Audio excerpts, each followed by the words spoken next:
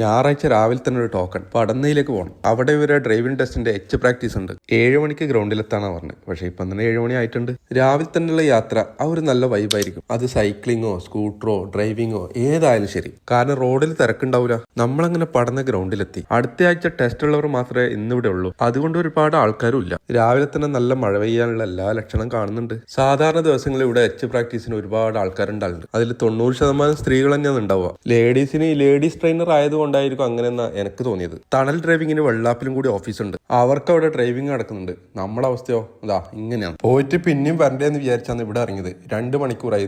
ഇതാണ് അവസ്ഥ. ഈ സാധനത്തിന്റെ കഷ്ടപ്പാട് ഇപ്പം മനസ്സിലായത്. വെറുതെ നിനക്ക് ആ പേര് കിട്ടിയത്. പോസ്റ്റ്. അതിനിടെ മഴ തിമിർത്ത് പെയ്യാൻ തുടങ്ങി. അങ്ങനെ അവരെ ഇന്നത്തെ ട്യൂഷൻ കഴിഞ്ഞു.